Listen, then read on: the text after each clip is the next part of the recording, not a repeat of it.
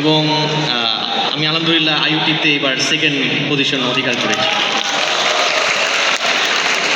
রাফি, তোমার ভয়েস তো অনেক সুন্দর, মাশাআল্লাহ। তোমাকে মানুষ বলেছে কেউ এটা? না, আপনি প্রথম বললেন। আমি কি ঠিক বলছি না? ভয়েসটা অনেক ভরাট, সুন্দর। আজকের বাকি উপস্থাপনা তোমাকে হাতে হ্যান্ড ওভার করলে কেমন হয়? পারবে না? আমি অত প্রফেশনাল না, আমিও তো প্রফেশনাল না, আমি তো দেখেন আন্দাজ আন্দাজে কথাবার্তা মানে মাঝখানে একটু তোতলাইতে পারি, এই সমস্যা নাই, কিন্তু তাও কনফিডেন্স আছে। কনফিডেন্স আছে। তো পড়ালেখার সময় এই যে এর সময় কি কনফিডেন্সটা ছিল ভালো মতো?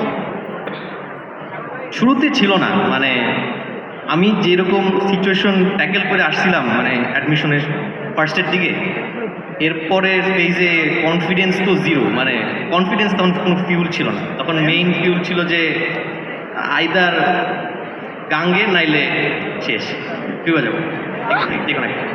তাহলে যখন কনফিডেন্স ছিল না তখন তো অ্যাকচুয়ালি অনেকে হয় যে ফ্রাস্ট্রেটেড হয়ে পড়ালেখায় ছেড়ে দেয়। So do or die situation লাইফে, মানুষের লাইফে অনেক আসে।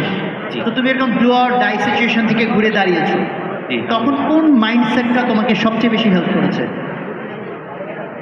মাইন্ডসেট ছিল যে সিঙ্গেল টাস্কিং করে সাইকোপ্যাথিকভাবে লক ইন করা, এটাই, আর কিছু না। ওকে, সুন্দর, ভালো একটা কথা বলছো, আবার একটু বলো।